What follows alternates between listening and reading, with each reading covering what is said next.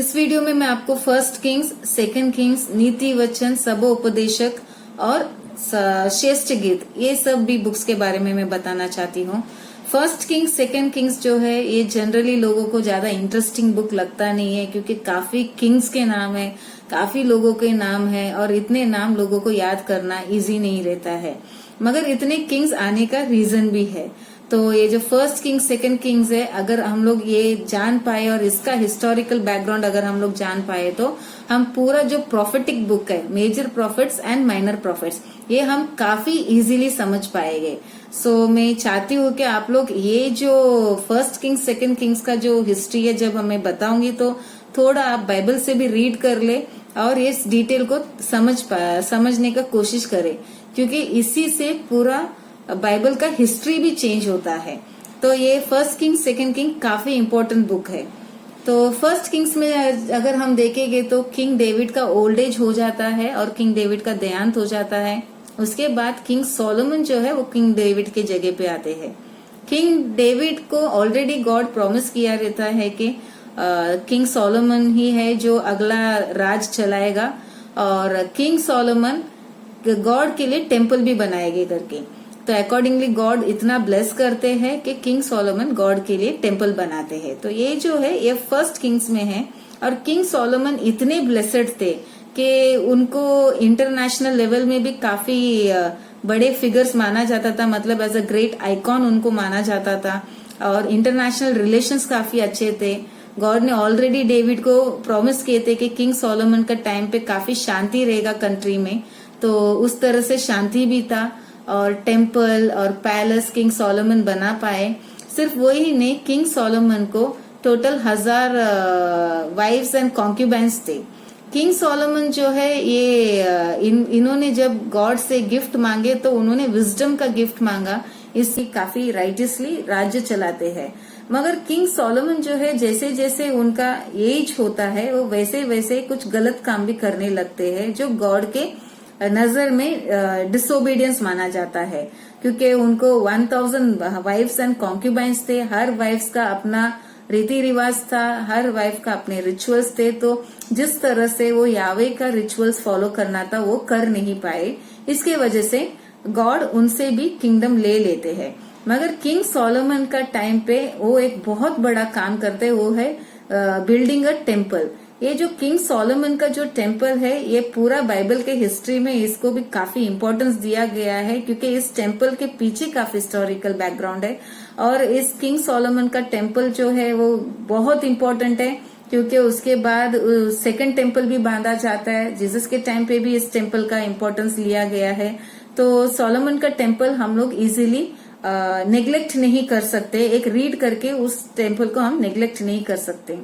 King David को actually इस temple को बनाने का काफी चाहत था, मगर गॉड ने बोला कि तुमने काफी वॉर किए हैं, तुम्हारा पूरा हाथ ब्लड से भरा हुआ है, इसीलिए मैं किंग सोलोमन के टाइम उसको ये मैं परमिशन दे दूंगा कि वो मेरे लिए टेम्पल बिल्ड करे। तो किंग सोलोमन जो है वो टेम्पल बिल्ड करते हैं, टेम्पल को डेडिकेट करते हैं और काफी ग्रैंडली वो जो टेम्पल है उसको बनाया जाता है। इंटरनेशनल लेवल में उसके जो मटेरियल्स है वो परचेज किया जाता है, इंटरनेशनल आर्टिस्ट को बुलाया जाता है। भले स्पिरिचुअल लेवल में भी उधर काफी लोग थे, मगर आर्टिस्ट भी हायर लेवल के आर्टिस्ट को बुला के वो टेम्पल को बनाया गया है। तो किंग सोलोमन जो बहुत बड़ा काम जो किए उनके समय में वो है building a temple for God. King Solomon जो है वो जैसे उनका एज बढ़ता है वो काफी प्रॉब्लम्स में आते हैं, क्योंकि उनका वो माना जाता है कि ऑलमोस्ट 700 वाइफ्स और 300 कॉन्क्यूबाइंस थे, मतलब 1000 वाइफ्स एंड कॉन्क्यूबाइंस थे मिलाकर। और इसके वजह से फैमिली के भी अंदर शायद काफी प्रॉब्लम्स था उनका, और वो हैंडल कर नहीं पाए इस चीजों को। और जो वाइफ्स जो थे सब अलग अलग रिचुअल्स फॉलो कर रहे थे, इसके वजह से वो यावे का रिचुअल्स बराबर फॉलो नहीं कर पाए। यावे ने भले उनको काफी टाइम वार्निंग दिया था, मगर उस वार्निंग को उन्होंने नेग्लेक्ट किया और वो बाकी के रिचुअल्स फॉलो करने लगे। इस समय पे गॉड जो है वो प्रॉफिट के थ्रू बता देते कि सोलोमन किंग के बाद एक किंगडम डिवाइड हो जाएगा। तो पहला हम किंग सोलोमन के बारे में देखेंगे। किंग सोलोमन को माना जाता है, कोई कोई लोग उनको नेगेटिव कैरेक्टर में भी लेते हैं कि उनको 1000 वाइफ्स थे। बट द ट्रूथ ऐसा था कि जब कोई राजा बहुत फेमस रहता है या बहुत बड़े रहते हैं या उनके पास पूरा वॉर करने का जब कैपेसिटी रहता है, तो आजू बाजू के जो छोटे छोटे राज्य जो है वो उनसे अच्छे रिलेशंस रखना चाहते थे। और अच्छे रिलेशन रखने के लिए वो अपने घर की बेटियां जो है वो किंग सोलोमन को देते थे शादी करवाकर लीगली उनके वाइफ बनने के लिए। और इसके वजह से क्या होता है, वो जो कंट्री जो है या वो जो छोटा मोटा जो रीजन्स जो है वो इनके रिलेशंस में लग जाते, जिसके वजह से इनको शायद डर भी नहीं रहता होगा कि ये अपना ही रिलेशन में आता है और ये वॉर नहीं कर पाएंगे। शायद ये एक पॉलिटिकल रीजन हो सकता है जिसके वजह से किंग सोलोमन को इतना सारा शादी करना पड़ा।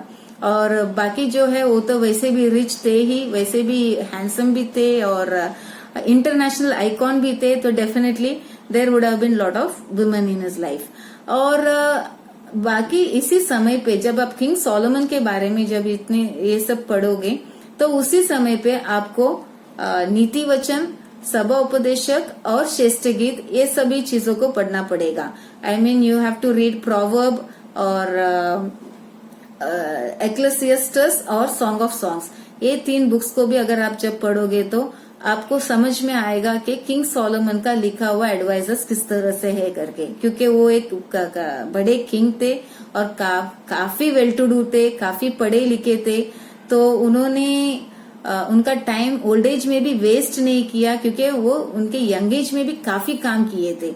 उन्होंने उनके लिए पैलेस बनाए, इंटरनेशनल रिलेशंस रखे और इंटरनेशनली लोगों के साथ शांति बनाए रखने का बात करते रहते हैं। और ओल्ड एज में भी वो चुप नहीं बैठे, लोगों के लिए वो विजडम लिखे गए, प्रोवर्ब्स जैसे, एक्लेसियस्ट जैसे चीजें लिखे गए।